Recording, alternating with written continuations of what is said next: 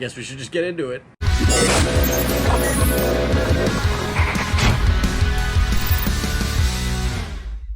What's going on, everybody? Welcome back to another episode of The Loud Bostonian.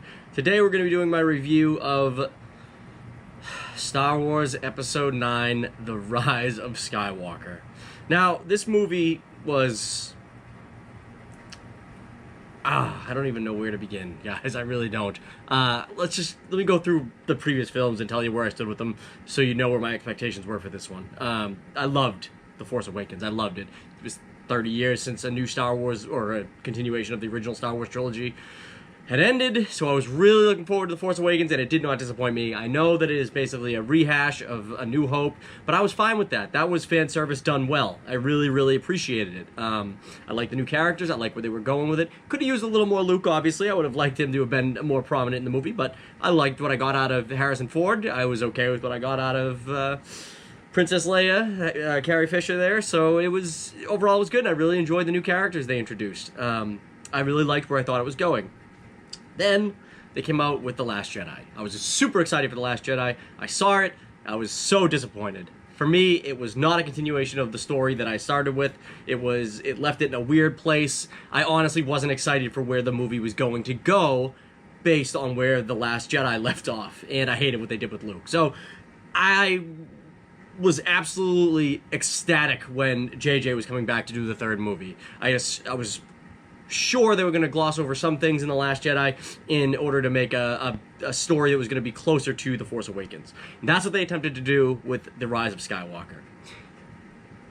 I should have known before going to see it that this movie was going to be terrible. I can't even deny it, because he did so much fan service and so much trying to backtrack what they did from The Last Jedi that it was just a fucking mess. But we'll get into that a little bit down the line here. I want to talk about what I liked about the movie, and then I'll talk about what I didn't like about the movie. Spoiler for sure. This is a spoiler review, but spoilers for the review.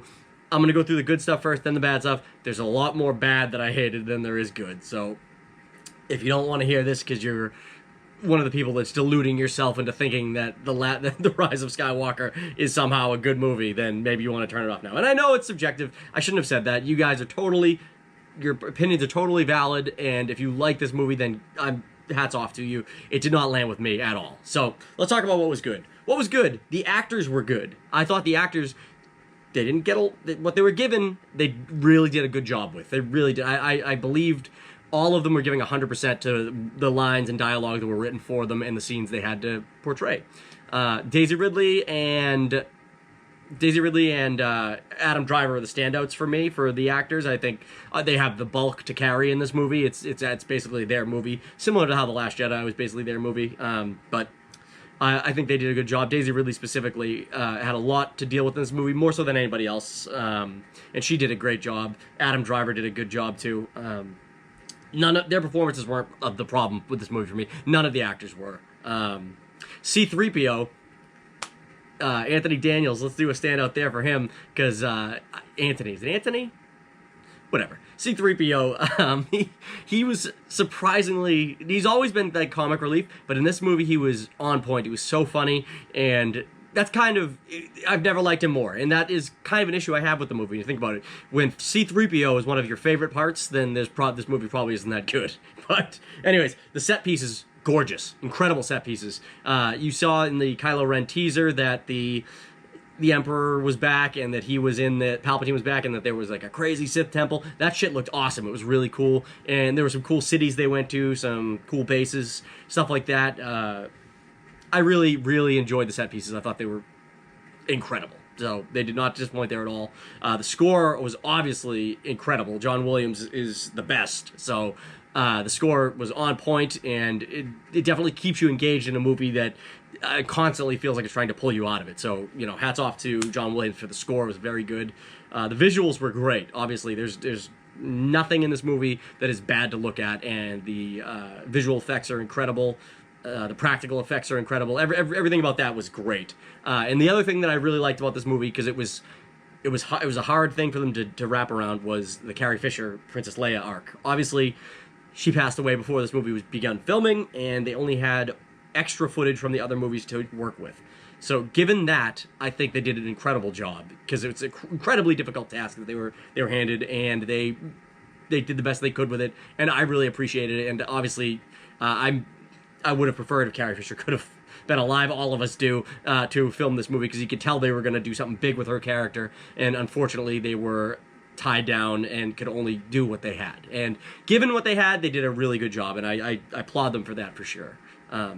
That's really all I can say about this movie. I guess the lightsaber fighting's really cool. That's something that obviously was between the originals. Obviously introduced lightsabers, but the fighting's pretty terrible in the originals. The prequels obviously fucking upped it crazy. This one's kind of like a hybrid. This trilogy's kind of like a hybrid between the two. Not quite as impressive as the prequels' swordplay, but still way better than the originals. So that shit was awesome. I love that. The bad. Let's get into the bad now. The bad straight away suffers from the plot. The plot of this movie is dog shit. It is just, it jumps around, and they introduce so much shit to you that they just don't even, not only does stuff not pay off, like things that they hint the whole movie. For example, Finn, in the early part of this movie, there's a scene where they're getting sucked into some kind of a sand pit, and he's gonna obviously tell Rey that he loves her. That's his whole plot. His through line through this entire series is that he's in love with Rey, and it obviously grows movie to movie, and he's gonna tell her. It never happens. He never has a scene in this movie where he tells her he loves her. Never. And honestly, it's crazy that it never happens, because the fucking plot literally keeps bringing it up. Like Poe's like, what were you gonna tell her? Blah blah blah. Later in the movie, Rey, what were you gonna tell me? Oh, I'll tell you later. Blah blah. Never happens. What's the point of building that out if you can't even deliver on the end of the movie where he would tell her that? You know, and there's 1,000 things like that, thousands of things like that in this movie. It was really poorly written, and the plot is just, it's a mess. And they, like I said, they try to cram almost two movies into one. I know a lot of fans hated The Last Jedi. They didn't like where it left off. I personally didn't like where it left off. I was not excited at all to see Supreme Leader Kylo Ren as your main bad guy. I wasn't at all. He was a temperamental, like, child in all the in the first two movies. So him being the Supreme Leader was just so boring. There was no stakes, because you know that this trilogy, like all the other ones, is about trying to either prevent somebody from going to the dark side or bringing somebody back from the dark side. That is, you knew it was going to happen. And spoilers, obviously, it does happen in this movie. It happens in a very lackluster way, too. So, I don't know. It's super annoying, and I hated the plot. It was terrible. Palpatine is the number one issue I have with this movie. They said in an interview JJ said in an interview that Palpatine was always in the plan to bring back, and like many reviewers, I find that to be total fucking bullshit. He was absolutely not meant to come back. This was a slapdash thing thrown together to try and make up for the fact that Rian Johnson killed off Snoke. Snoke was absolutely going to be your main villain in this movie,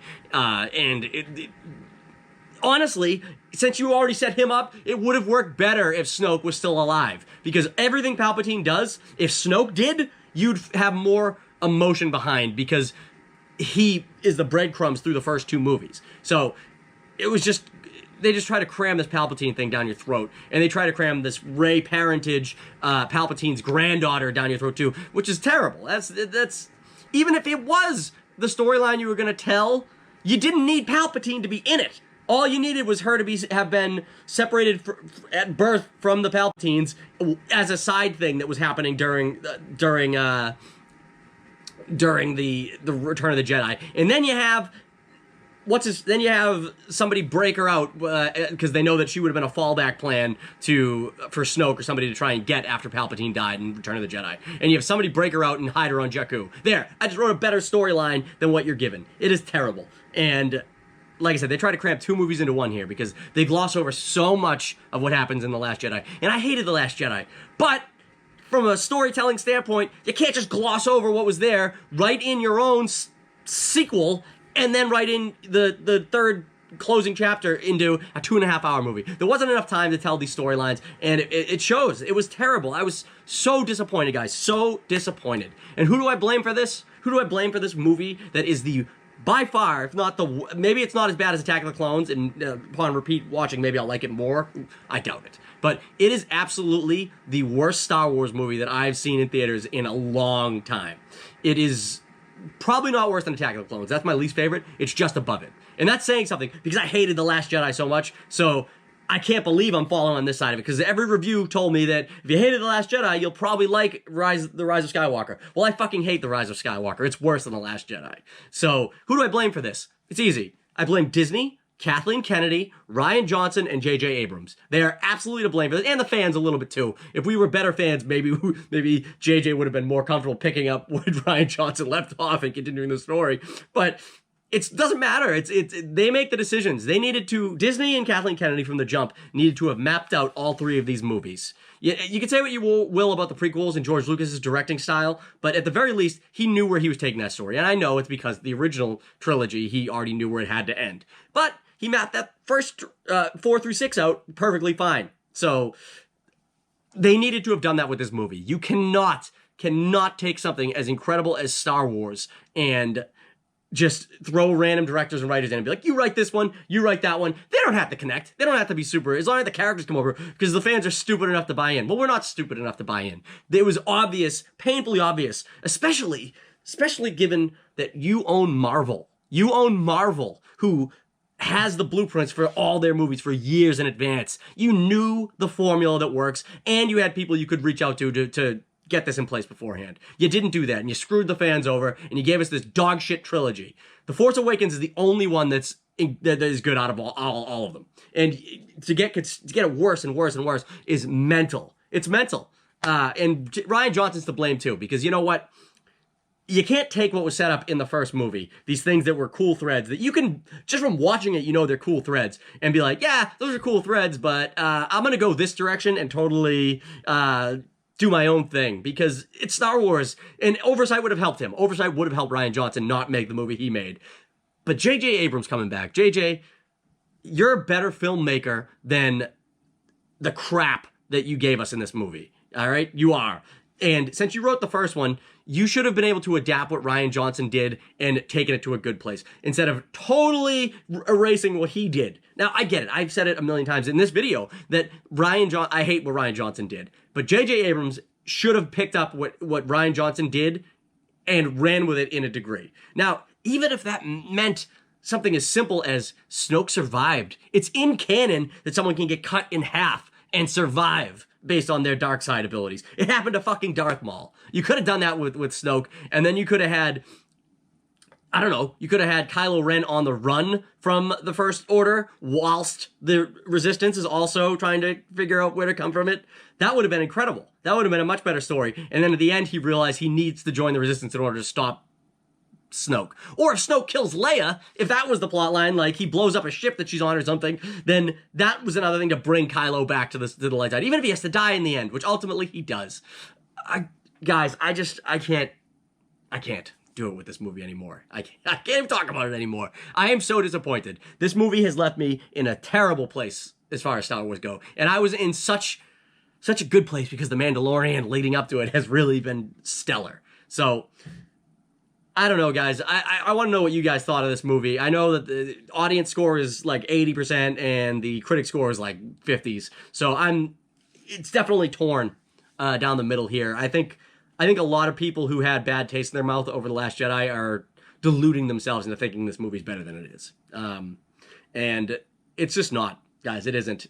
As much as I hate The Last Jedi, at least it's a cohesive story. At least from beginning to end, Rian Johnson gave you exactly what he had to. And he stepped very far away from what was left in The Force Awakens. But guess what?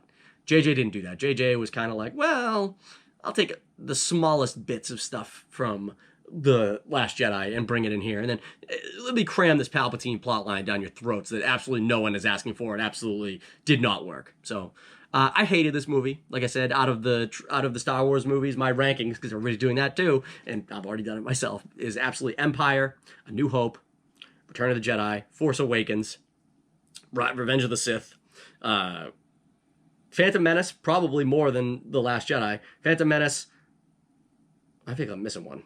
Phantom Menace, The Last Jedi, Rise of Skywalker, and Attack of the Clones. That's my order right there. So this movie was terrible. So that's going to do it for me. Let me know in the comments what you thought of this. I'm sorry for being so negative. I typically am a very positive person when it comes to movies. I can let a lot of shit slide in movies. I can, but I can't let this movie go. I can't let it off the hook for its laziness and its absolute slap in the face to its viewers. So I hated this movie, and I want to know what you guys thought of it. Let me know in the comments, and like the video, subscribe to the channel, and even if you don't, I don't care because I'm such a bad mood. So bye.